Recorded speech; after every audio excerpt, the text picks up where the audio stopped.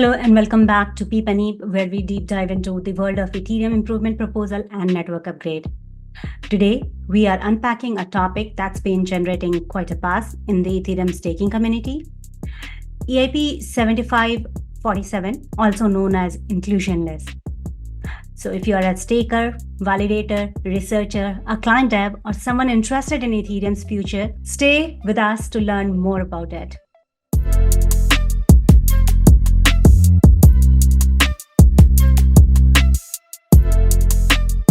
My name is Pooja Ranjan and I'm super excited to record episode 130 featuring an underlying principle of blockchain technology, the censorship resistance.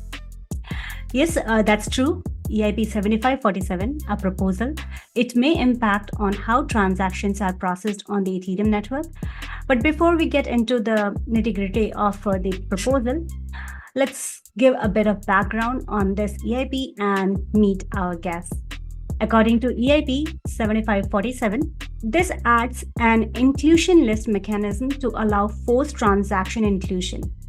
Documented in October 2023, the proposal is currently in draft status.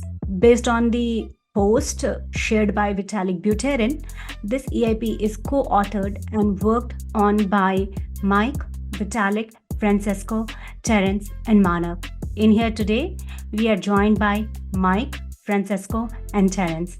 Welcome, team 7547. Thanks for having us. Thank you. I hope it's all right to call as a team 7547 because there are so many proposals going on. It's like with so many brilliant proposals out there, getting one into an upgrade is no less than climbing a mountain. So for people following PEEPanEIP series, we may remember having Mike earlier this year talking about EIP 7251, which is increase the max effective balance. And that is another proposal CFI'd for Pectra upgrade. And thanks to Terence for multiple talks in the past, including the Anchor EIP for the Dencode upgrade, which we deployed recently, proposal 4844. Let's kick off this talk with a brief introduction. We'd love to hear about your professional background. What do you do on a daily basis on the research side of the Ethereum, overall journey with the Ethereum ecosystem? So yeah, maybe start with Francesco. Hi, I'm Francesco. I have been in the Ethereum space for around 3 years at this point. I've essentially the whole time been in the EthResearch team, doing a bit of various things. Originally I was studying math, but yeah, I kind of really fell into the rabbit hole 3 years ago and never really looked back.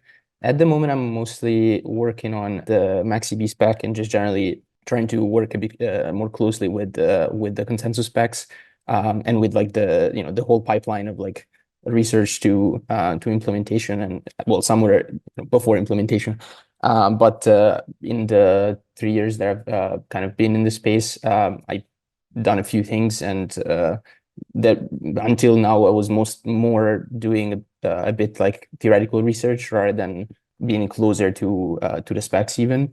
So I mostly worked on consensus actually, but as it turns out, like inclusion list was one of my really starting points in the Ethereum ecosystem. It's like almost the first thing that I worked on like all the way back in 2021, I guess. And then yeah, left it for a very long time and got back to it kind of thanks to Mike, because he picked it back up with Vitalik last summer and got a lot of momentum around actually making it into like a real, into an EIP and an actual proposal instead of just some HackMDs like what I had a couple of years ago. And yeah, so whether or not it gets into the next fork, I think it's I'm excited to like keep working on it and eventually, I'm sure eventually it'll make its way into the protocol. Sounds good. Thank you so much. Cool. I'll jump in. Yeah. I've been on the show before, so won't talk for too long. But yeah, I joined the EthResearch team about 1.5 years ago. Had the pleasure of working a decent bit with Francesco and Terence on a few different things. Yeah, inclusion lists are probably the thing I've spent the most time thinking about over the past months. It's been really cool to kind of, like Francesco said, like go from this idea of this concept of inclusion lists and try and actually flesh out the details. As we'll talk about later in the episode, I think the devil's in the details, especially in regards to how this interacts with the execution layer and account abstraction and EIP 3074. So that's kind of one of the things that we've been uncovering and unpacking together as we go through the specification process. But yeah, happy to be here, happy to be talking about inclusion lists. And I think it's one of the most important properties, of these blockchain systems is the permissionlessness and the censorship resistance. So happy to be here with you guys. Hi, I'm Terence. So yeah, I've been here before, so I will keep the intro short. So after the NAB, I didn't know what to work on. Like there were so many EIPs, and as someone that is employed by like the layer 2 companies, I kind of firsthand witness how like not having strong on-chain censorship oracle or like inclusion list affect like downstream user.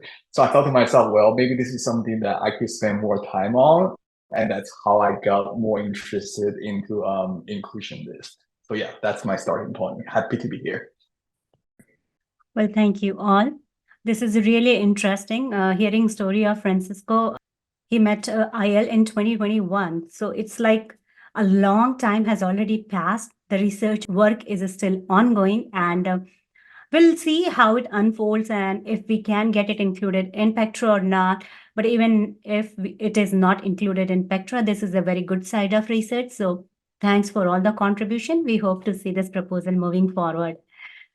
Maybe we can start with the background and motivation of this proposal. So my first thought here would be like, what specific challenges or gaps in the Ethereum current architecture may have inspired the creation of this proposal?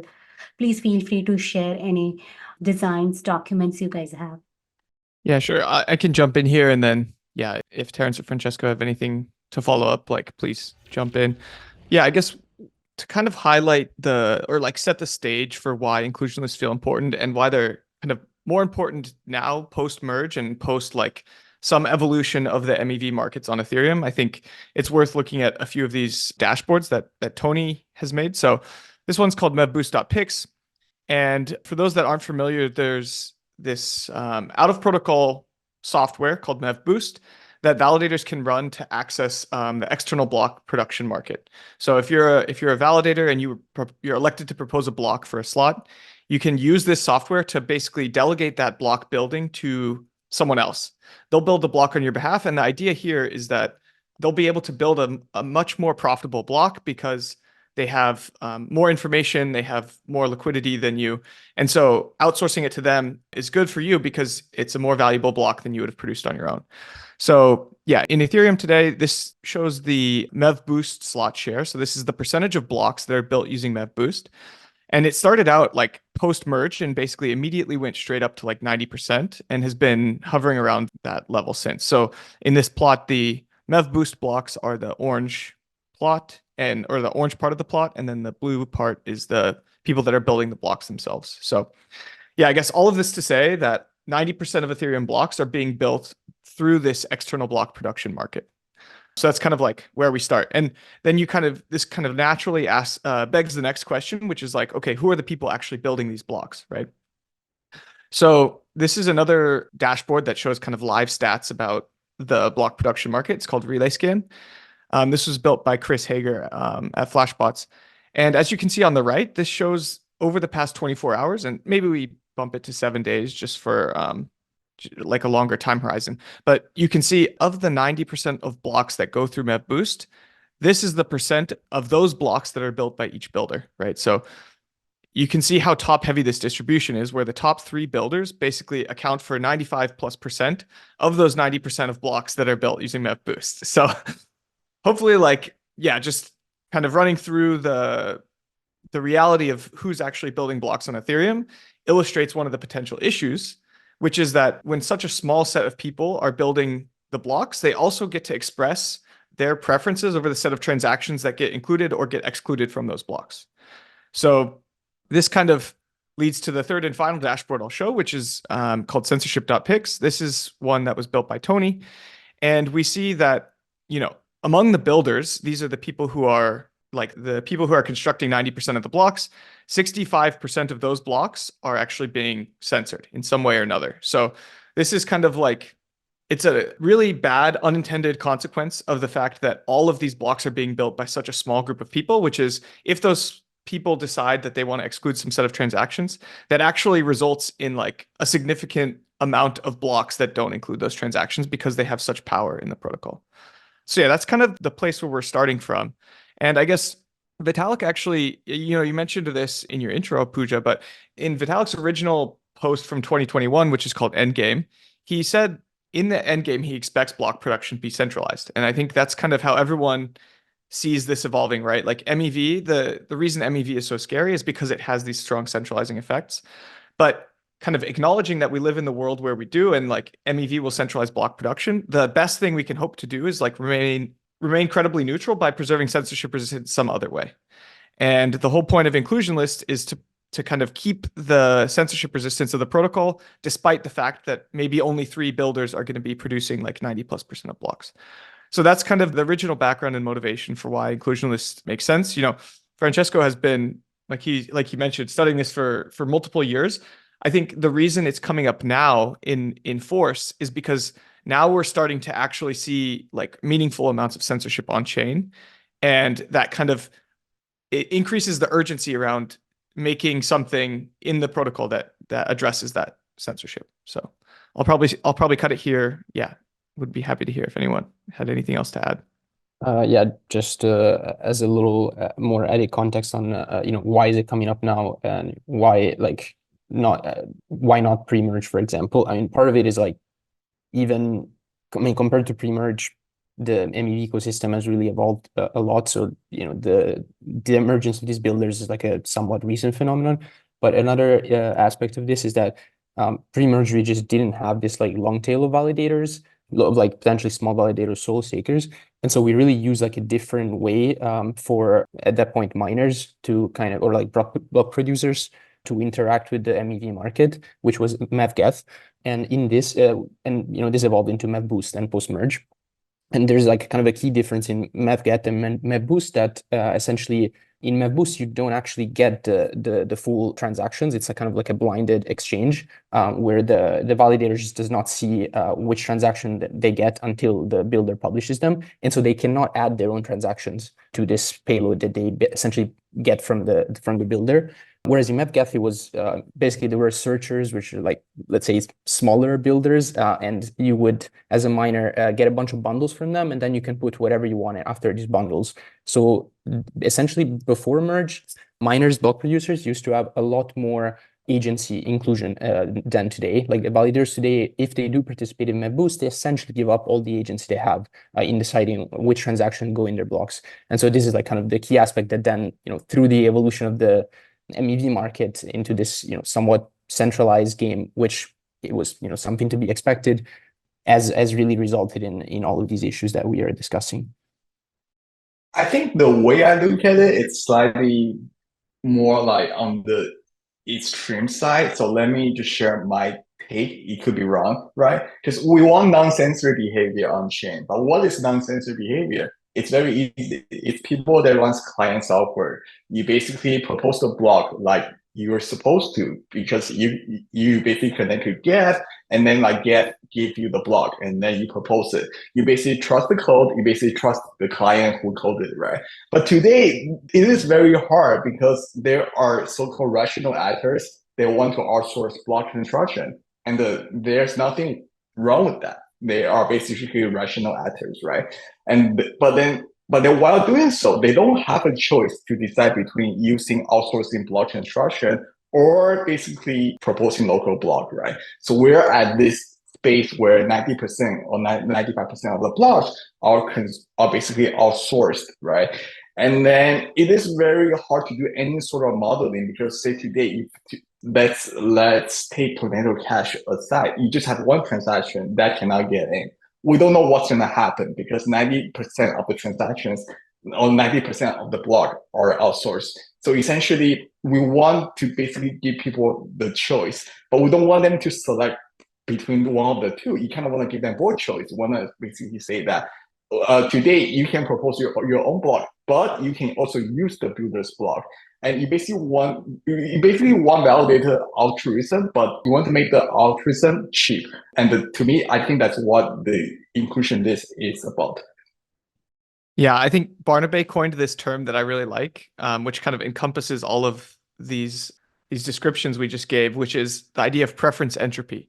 So, entropy is this, this measure of kind of dissimilarity between different validators. Like that's kind of how we're using it in this context. And so the idea here is, with just 3 builders, there's very little preference entropy. Like they all probably have very similar preferences.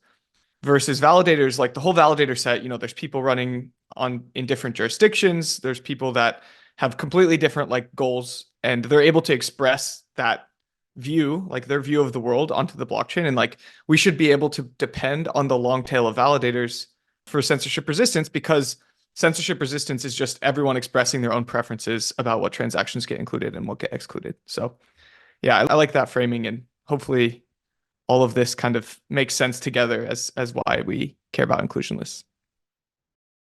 I think that's pretty comprehensive explanation and overview of this proposal. I'm hoping to explore a little bit more, but this sets a very good ground to understand why developers are looking to have this proposal. Before we move into the next question, a quick one here. Is it the 7547 the only proposal for this censorship resistance, or do we have any alternate or competitive proposal as well?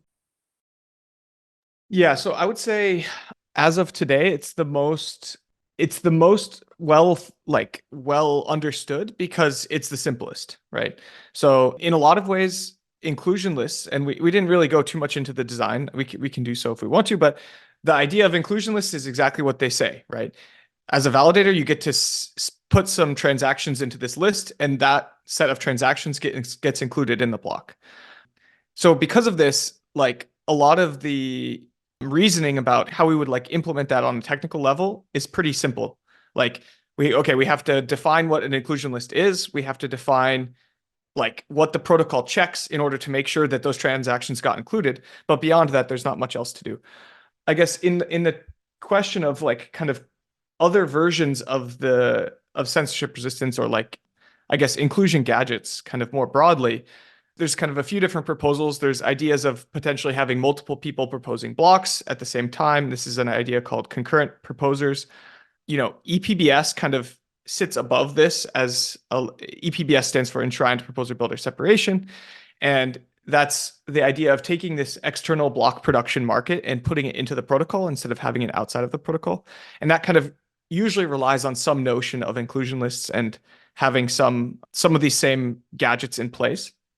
But I don't think any other EIP would like directly replace 7547. It's more like 7547 is used in conjunction with other pieces to form like a broader comprehensive approach to dealing with MEV in the protocol. I don't see any other options really in order to do this, but be happy to hear if you guys see it differently. Yeah, just to add something to that, it's definitely true that there are no other like competitive EIPs. There are other like research directions. There are there's been like papers on proposing like some kind of different way of doing censorship resistance in protocol, with like having basically multiple actors at once essentially participate in something that looks a bit like making an inclusion list, but in a kind of collaborative manner.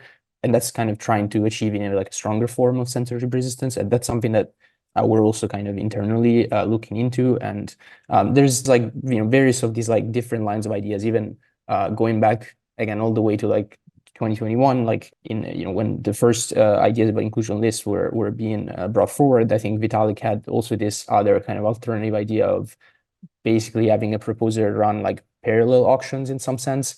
So where you can sell your block space to multiple actors, like kind of sequentially. But there's like a lot of, intricacies into that because of the nature of block space and like, someone needing to know which state they're building on and things like that. So anyway, this is just to say that basically, yeah, there's like other not, entirely overlapping lines of work, but like nothing that gets close to EIP, to this EIP in terms of like completeness of like how much work there's been into it, how much.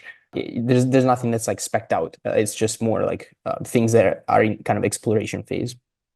I think besides the protocol change today, there's also like other protocol changes. I think they work sort of like an inclusion list, right? For example, Like MVP Boost has a min bit feature. Today, if you set the min bit to high enough, and then if it doesn't exceed the min bit threshold, you will always use the local block. Or today, you can just send the transaction to the mempool with the fee that actually beats the builder block. You can also get your transaction in. And then I think EL can also have this like censorship or local flag. They basically allow you to override the local block. I think the problem is that all of these solutions are expensive and they are also manual, right? You kind of have to rely on people that's doing it versus just let the protocol do it. That's pretty interesting. One thing that is very popular here in the Ethereum space is parallel research. I remember having this conversation with Barnaby, I think about a year ago, on proposer builder separation. Now we have EPBS. Now we are looking into different section and domains of research work, but I hope whatever gets into the upgrade is something which is the best at the time for the consideration of network upgrade. This partly touched my next question about the mechanism that 7547 proposes to ensure greater censorship resistance. Could you maybe talk about the process flow or the design here? How we make sure that this proposal is the best one for us with the present scenario? Sure, yeah. I'll share screen again and just go through a few diagrams because I think some of these things are better shared visually. So the kind of main point of inclusion lists is what we were talking about before, which is we need to specify some set of transactions that get included in the block, right? So this diagram tries to capture what we're talking about there. And I guess one important thing to mention here is that the inclusion list for one slot. So again, a slot is like the opportunity for a block to be produced in Ethereum. These happen once every 12 seconds. And the enforcement of this inclusion list for slot n actually happens for the block in slot n+1. So this is kind of like, this is what's called a forward inclusion list. And I think Francesco coined that term a while ago. And so he can talk about that maybe once we dig into the kind of economics of it. But the idea here is that at slot n, as someone who's producing this block, there's kind of like a few things I need to do. I produce my beacon block. And the beacon block is just the object that like I'm sending around on the network. It has a set of transactions for my slot, but more importantly, it has these kind of two components of the inclusion list. The first is what's called the IL summary. We won't go into, I don't think it's worth like going too much into the details here of like what goes into the summary versus what goes into the list of transactions. But I guess the important bit here is this object here, which is the bottom rectangle, the pink thing, and it says IL transactions. So this is the actual set of transactions that the slot n proposer wants to be included in the next slot. So basically what happens is I build a block and then alongside my block, I send a set of transactions and I say, okay, these transactions have to be included in the next block for it to be considered valid. And that's kind of the process of validating and proposing blocks. And the nice thing about this is that because we're doing this in protocol, we can actually make the state transition function, which is like what determines if a block is a valid state given a set of transactions. We can actually make that function depend on the enforcement of the inclusion list. So basically, we know that once an inclusion list has been published, that transaction must be included in order for there to be another valid block landing on chain. So that's kind of like the key thing there. Any of these out of protocol options, they don't get that benefit because they can't modify the protocol rules in the same way that an EIP, like that this EIP does. So yeah, I think that's probably the level of technical detail that makes sense to go here, unless, obviously there's layers to this, but maybe let's stop here for now. I think that's pretty decent, and that's kind of give us the context here. So we are just trying to publish this inclusion list, and the next block should contain that. Does that decreases the chances of having fork or reorganizing that we talk about most of the time? So it actually, depends on how exactly it's implemented. It's actually one of the sticky points in, I guess, the last month or two of discussions around this, together with this with some concerns around how it behaves with the account abstraction. But yeah, it can increase or rather like not increase the chance of reorgs, but create some scenarios that are not very nice to handle for clients, where you can maybe maliciously send the list a certain way that basically makes it a bit harder for people to reconcile and like get to the agree on what's the head of the chain at the end of the day. And then, yeah, I mean, I guess you could also increase the chance of reorgs just in the fact that now we have this other object that also needs to actually get there to, like, there's a block, but there's also this other thing that goes kind of alongside it, and it must be there in order for the block to become canonical. So it's similar to blobs in that sense, but I mean, here there's different ways that you could do it. And again, this was one of the really key kind of design decisions that eventually is going to have to be also revisited again, of whether or not the list is really with the block or sent separately. Like blobs, for example, are sent separately, but they could have also been together with the block. And so you can do, choose different designs to mitigate some of these concerns. And I'll just add here, the main reason for doing this this kind of forward property is around the idea of making sure that whatever we do is incentive compatible with being a proposer, right? So if you think about yourself being the proposer for a given slot, if you built an inclusion list for that slot, you could actually be constraining this set of builders that will actually produce a block for you, right? So in that regard, you wouldn't have any incentive to do so, because you're saying, okay, the builder are like, I want the best block I can get because I'm trying to maximize my own profit here. So the reason we have this forward property is because now you get to say, I'm going to build like the most profitable block. I'm going to let the builders do whatever they want, but I'm going to enforce that the next proposer has a set of transactions that must be included in their block.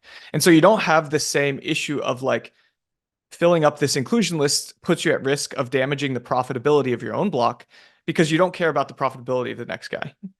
So that's kind of one of the core reasons to do this forward thing instead of doing an inclusion list that's enforced on your own slot. I think one thing that's interesting is also the deniability, right? Because the current proposer now can kind of force the next slot proposer to include transactions that it cannot include, right? But there is this notion of deniability that you can say that, well, this is not my fault because I did not include those transactions. Those transactions are from the previous proposer, such that I have to include it. I found that very interesting. Very interesting. Thank you for sharing all these information. Francesco basically touched blobs, which is like we deployed with Tencun upgrade. Now there is a concept of blob, and about the information and the data with the help of blob we are getting. So my next question is based on that. Perhaps this question may have been answered because I picked it up from Discord discussion, but just for the record and for people who may have missed, it's a question by Ahmed asking, can blob transaction included in the inclusion list, and how can they affect the size of data being transferred on P2P network? I wrote a doc on that. I will just post it in the chat right now, and then we can also link it.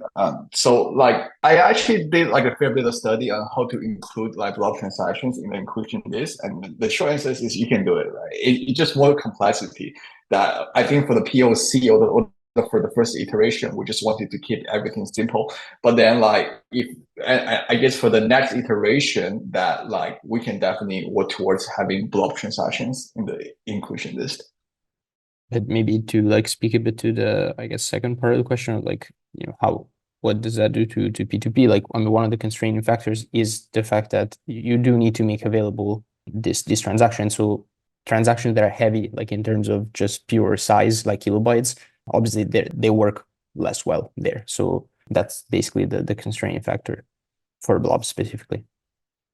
There's also this one kind of slightly less, I guess for me, it's a slightly more concerning thing, which is that by default, all proposers will see all the transactions that are sent to the mempool, but also we don't expect every blob transaction to be downloaded by every proposer, right? So there's kind of this conflict between the two things. So you could imagine like a situation where a blob is being censored, but because like a very small subset of the validators are actually responsible for downloading and sampling that blob, then there's like a lower probability that that blob actually ends up getting included in the inclusion list, right? So you kind of restrict the set of people that are eligible to, or would even have seen the blob to know that it's being censored in order to put it into the inclusion list. Is that right, Francesco? Like there's potentially this issue around like a subset of the validators seeing each blob, right? Right. I mean, yeah, just generally like blob mempools are a bit of a weird thing because we don't want everyone to be downloading all the data. So that's definitely like that creates a lot of issues. Like one, it's this, and yeah, it kind of complicates the whole design space of having blob transactions in inclusion lists. Thank you for sharing, and I will make sure to add the link to the HackMD that has been shared. I suppose there is a question in chat with respect to deniability transaction. Do we have any more resources on that? Yeah, so I guess this term deniability, I sent a link to where we first coined it. I think it's getting a bit overloaded. We use it in a few different contexts. The context we originally used it in is this idea that, yeah, I guess the context we originally used it in is this way of solving a potential free data availability problem, which is if someone sends a transaction that gets in the inclusion list but doesn't end up being executed in the block ever, then that transaction like didn't necessarily have to pay for gas. So you could build a rollup where you always end up with these transactions that only are in the inclusion list but not in the actual block, and then you can get free call data essentially for your rollup. I think the context that Terence used it is more deniability about like who is responsible for getting the transaction included on chain. So this idea that like once a transaction is landed in the inclusion list, because the protocol enforces its inclusion, one proposer has deniability that they had any agency over whether or not they could have built the block without that transaction. So I guess in that state, the proposer is kind of left with two options. They can either build a block with those inclusion list transactions in them, or they have to miss their slot altogether. And I think, ideally, because the incentives of building blocks are very strong, like they're almost always going to build the block rather than miss the slot. So yeah, I guess there's a few different ways we use the term deniability, but it comes up a lot because there's this whole concept of like, yeah, ownership over like a set of actions and also ownership over the data and like that data being available or not, like only if it has paid sufficient gas fees. Those are the contexts. Thank you for sharing. My next question is here by a Twitter user. I suppose Terence has already responded to the question. I'm going to just read the question here if anyone has any more context to add or any more resources to point to. The question here is, how does a censored party manage to submit its transaction via IL? Is this achieved through analyzing the mempool using heuristics? So, I mean, at the most basic level, you just send the transaction in the mempool and don't have to like think about it as someone that's just trying to transact. You don't have to like reason about your own the state of your transaction, whether or not. I mean, you might want to set a fee appropriately, but that's basically about it. We haven't really ever gotten to the point of specifying mempool heuristics for making an inclusion list. That's something that I think most people think should be just left up to clients to like kind of choose their own strategies, and then there shouldn't be like a spec strategy or something like that. But it's it's something that you can do fairly easily. I think like that a client can do something like just if you see a transaction for a certain amount of time in a mempool, put it in a list of things that you are going to consider putting in an inclusion list where you to have a block building opportunity. And then you can just order them by fee or time that they've been in the mempool or like whatever other thing you like. But the important thing is that clearly there are feasible heuristics that clients can implement and they can choose whichever they want. But this doesn't really impact what you do as a transactor. As a transactor, you just send your thing and you make sure that the base fee is like high enough. Of course, if your transaction inclusion time is like 10 slots and you set the base fee just above the current one, then that might not work out. But if you set it like high enough, that's basically all you need to do. Yeah, just to follow up, one really nice thing about 1559 is it actually does give you a very kind of intuitive and simple heuristic for if a transaction was being excluded intentionally from a block or not, which is you kind of just check two things. Does the block before, like, did the transaction arrive in time for it to be included in the previous block? And was there gas remaining in the previous block, right? Like, if those two things happened together, then that means that for whatever reason, that transaction could have been included. And, you know, if it pays a fee, then there's like a positive expected value from including it. So it could have been included, but it wasn't.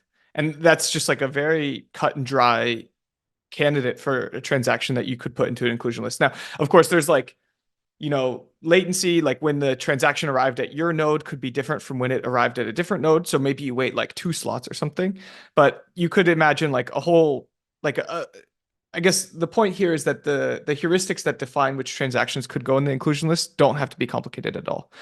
And you could even imagine it being like the default block building behavior, which is take the highest paying transactions that you've seen in the mempool and include those, right? That's even like a less opinionated version of what goes into the inclusion list. And you could motivate that behavior, for example, by rerouting the gas payments for those transactions to the proposer themselves. So that's not in the existing proposal, but like that just shows that there's different ways we could encourage inclusion list usage and incentivize that behavior. And also just like the set of rules that clients could implement that make a lot of sense in terms of deciding what goes into the inclusion list itself. Yeah. A quick follow-up here. Is there a max size that IL can grow to? Yeah, so in the current Go ahead, spec, Francesco. it was decided to be, I want to say, 3 million gas. But yeah, it's not completely an arbitrary number, but of course it could be changed to something different. And yeah, I mean the idea is just to basically, I mean, something that I guess we didn't touch on, maybe Mike did, I don't remember, but it's that the current design was decided that the inclusion list is unconditional, which means essentially no matter what, it's gonna transactions from the addresses that are specified are gonna be executed. And so we didn't want this to be too large, given that it's unconditional, because we don't want to make it so that the proposer of slot N has like a huge amount of dedicated space in the next slot. Like, yeah, the way to make it unconditional is that we give the inclusion list this dedicated space. So it's 3 million limit, but it's really 3 million that are just usable by the list, that will not be usable by basically like regular usage kind of. And so, yeah, we just wouldn't, that's kind of a constraint there. Like we wouldn't want it to be like incredibly large because of this. But yeah, in different designs, you could change the way you can change this limit. And I guess another constraint there is just the maximum size of the list. And yeah, the P2P load that induces. So once you specify a limit in terms of millions of gas, that also tells you a limit in terms of size, like kilobytes again. And so that kind of puts a cap on like how much extra network load this takes up. And like, we don't want to take too much because, you know, we need the bandwidth for blobs and like all the other stuff. Yeah. In the unconditional version of the design, it's kind of interesting. It actually, in cases of full blocks, it actually serves as like a block space extension, which is kind of this slightly weird world where if the block contains 30 million gas, like all 30 million is used, then that extra 3 million can be added on top. So functionally, our max block size did go up to 33. But it went to 33 conditioned on 3 million of those being specified by the previous proposer. So it does make reasoning about the max block size slightly more difficult if we do this unconditional thing. I guess just calling out to one other EIP that's thinking about very similar things, 7623, which is an EIP from Tony, which proposes a change to the price of call data, actually dramatically reduces the maximum size of blocks because you pay a different amount based on how much call data you use, essentially. So like that in conjunction with inclusion lists could potentially, like, you could bound the maximum size of the block to be something that we still think is possible to handle. That's the goal, obviously, here. Awesome. It's good to know that there are research in parallel to minimize the gas cost, because normal user, when they hear or they contract a developer that it will increase their gas cost, they want to move to a different chain rather than to come to the Ethereum blockchain. So yeah, it's good to know. I see there is a question in chat with one of the participants here. I'm going to read that question here. Does the proposer of previous block get to choose which transaction to include, or how is it decided which transactions to be included in the next inclusion list? I think different proposal may have different implementation. For example, Prism might does it, maybe not Prism, sorry, maybe Get may not do it differently than like Nethermind per se.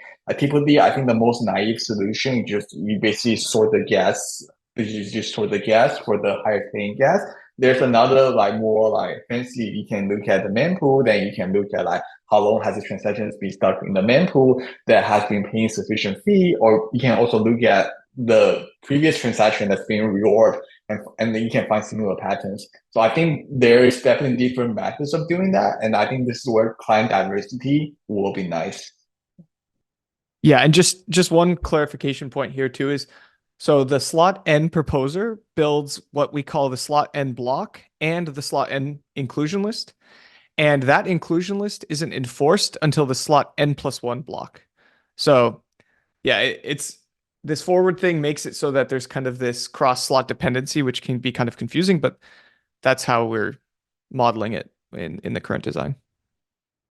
Interesting. Thank you for that.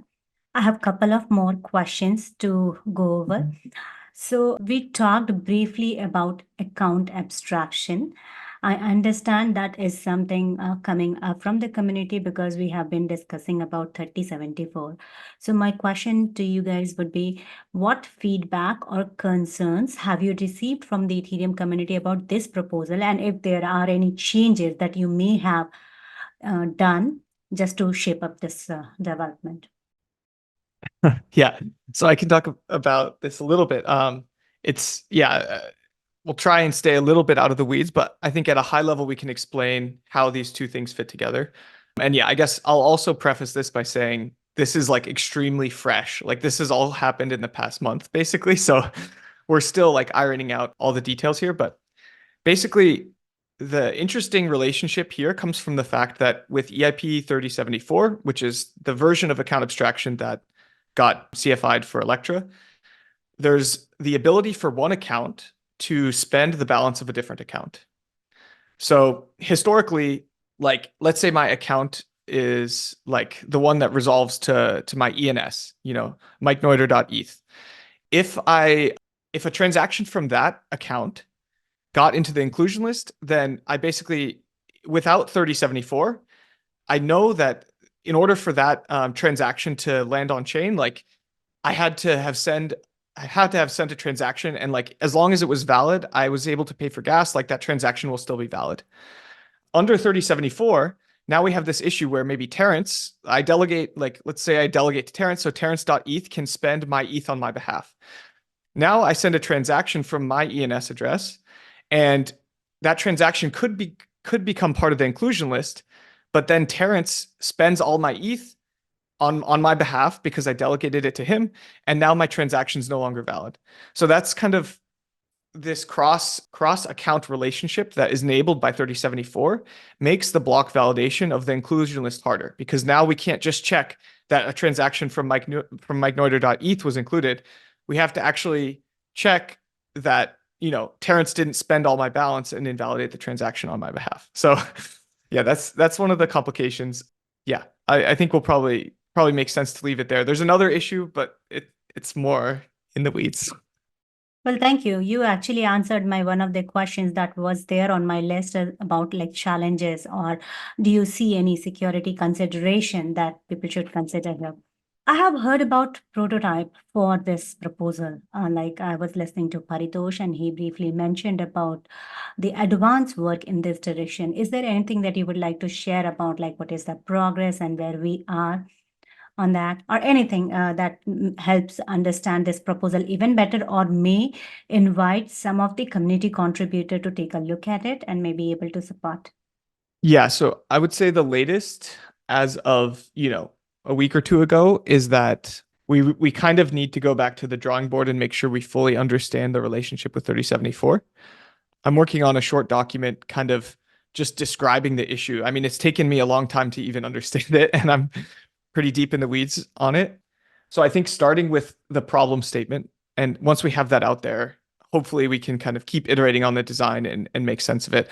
I would say in terms of prototypes from the client side, given that the spec is now going to be changed significantly, those prototypes are probably holding off until we have more clarity on the research and spec side, and then we'll continue from there. And I guess on timing, it seems given this recent change and this recent set of issues that arose, we most likely won't be pushing for it in Electra anymore, just because the timing is too tight and the spec is kind of already finalized. So yeah, I think the most of the progress will now shift back to the research and specification front again, instead of on the client side.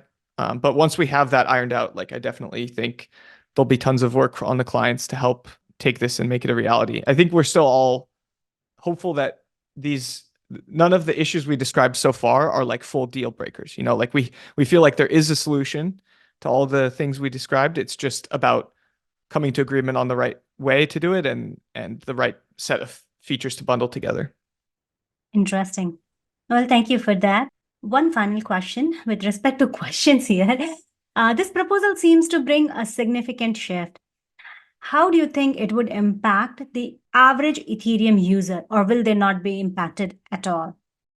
I would say basically not at all, just because the average Ethereum user, I guess it depends how you define average Ethereum user. If maybe if you consider stakers to be also, I mean, of course stakers are Ethereum users, but I guess maybe they're not average. But there's a lot of stakers that don't use MEP Boost, and they might be like the segment that is most impacted, just because I would assume that they don't use MEP Boost mostly for kind of ideological reasons, like support the decentralization and censorship resistance of the network. So one of the ideas of this proposal is to kind of let them be both rational in terms of like actually using this infrastructure and this MEV market, and maximizing the revenue that they can get out of their stakers, out of their validators, and still kind of uphold their values. So they might be like a segment that is actually quite like impacted, and they still make up like a decent amount, because I guess like Mike was showing, MEV Boost is very used, but there's still like a significant percentage of validators that don't use it.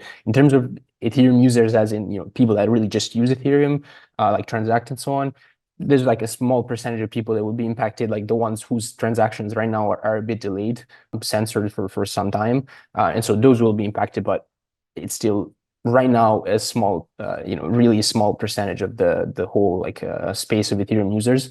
Hopefully that doesn't grow. Were that to grow, then the impact, of course, would become larger. But at the end of the day, I think it's not so much about, for this kind of proposal, is not so much about trying to make like a kind of, I mean, of course, you have to make a cost benefit kind of analysis, but it's not so much about how many users are going to get their transactions in faster. It's also just about making sure that Ethereum is like as resilient as it can be, and it's like resilient to like changes in the landscape, in MEV landscape, in in any kind of other changes that might happen. So it's just counting the users that are impacted today. It's not, I guess, the way we necessarily think about it. I think I'm hoping more like this secondary effect that because of this, we have an inclusion list, like dApps could be designed better such that it actually impacts the user, right? For example, you can have like DeFi liquidation protocol that kind of assume this censorship window. Maybe the censorship window could be a little bit shorter such that people that uses the DeFi could have a better user experience. I think another example is layer 2 7 days withdrawal window for optimistic rollup. They kind of assume there's no censorship within the 7 days. But maybe today, if you have inclusion list, you could have some sort of on-chain censorship oracle that's able to reduce this 7 days withdrawal window, but doesn't compromise on the safety. I think those may impact the users, but they also require the dApp developer to decide.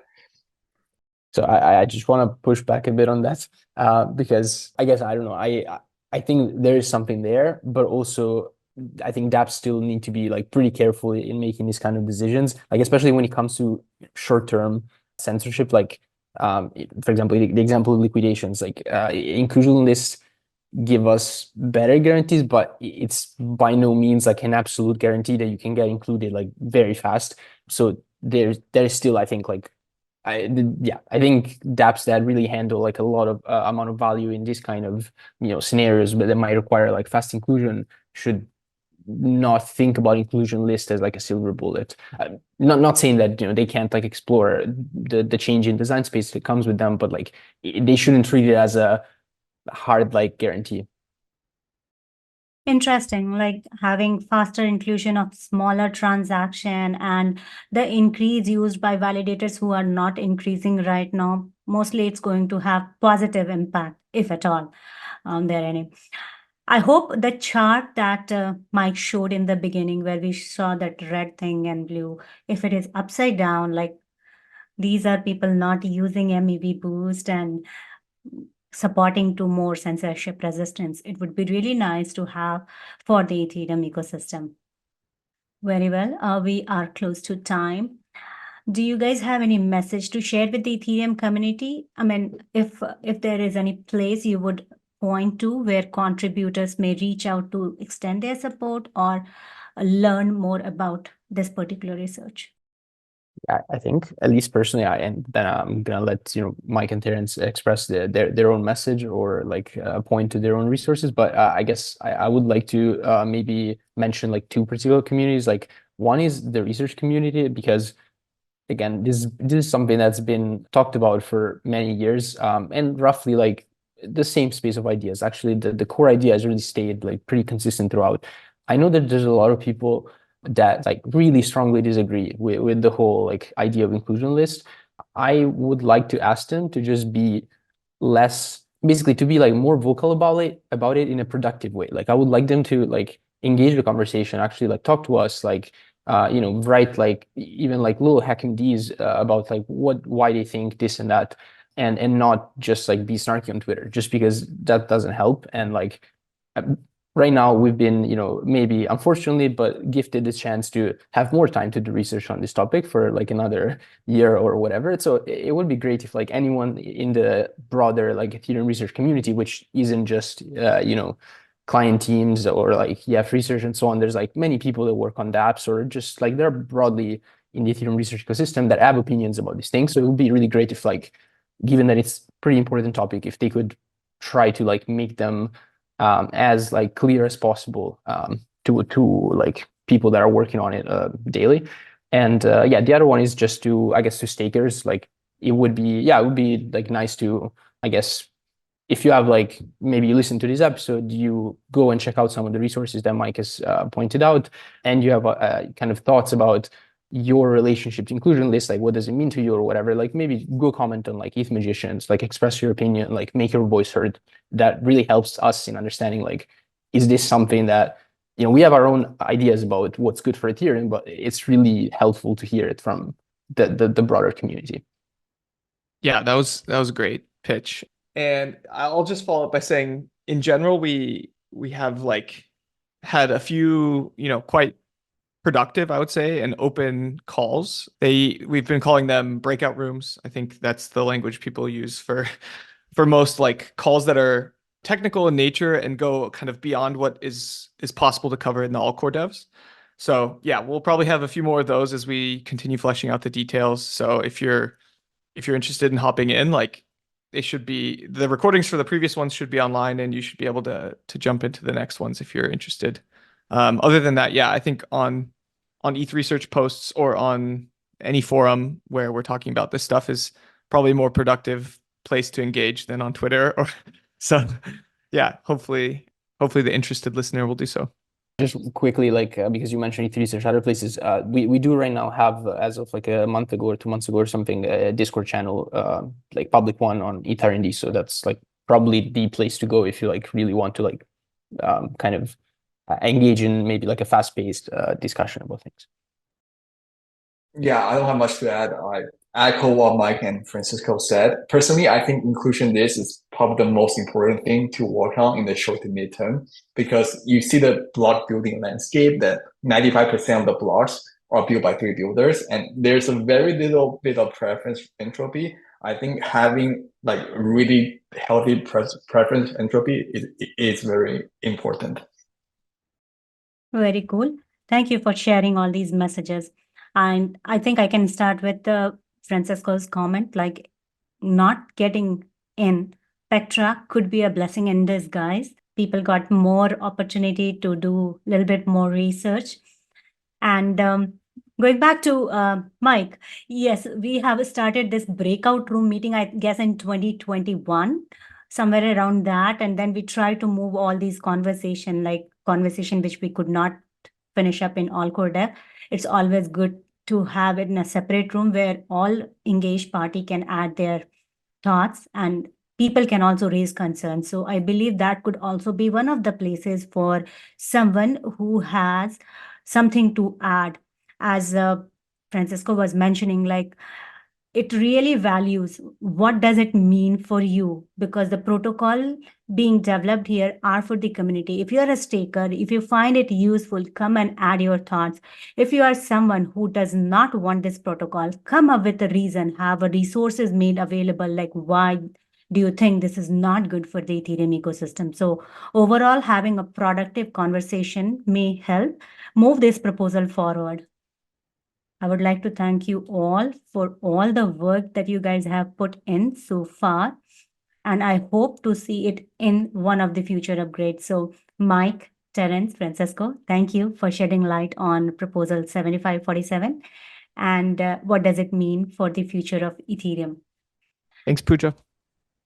Thank you. Thank you so much. And a quick shout out to Potuz, which has been also like tirelessly working on this. He didn't want to, I don't know, do public speaking, but he's really someone that has put like a ton of work in this and should be recognized. Absolutely. Huge amounts of work driven by Potuz. Yeah, we missed some of the co-authors here. Maybe when this proposal is close to inclusion in future upgrade, we will try to have another round of this PEEPanEIP conversation in which we will pick up on things which we could not discuss here because it is relatively early. So yeah, hope to have him in next talk when we organize it for this particular proposal. Well, thank you, everyone. And on this note, thanks to all our YouTube viewers and ECH podcast listeners for following this special episode. Check out the links in description. We are trying to add all information where you can find information with respect to this particular research. Let us know in comment if you have any more question on this topic or any other. We'll be back with another interesting EIP. Till then, keep watching, keep listening, and keep sharing your love with Ethereum cat herders.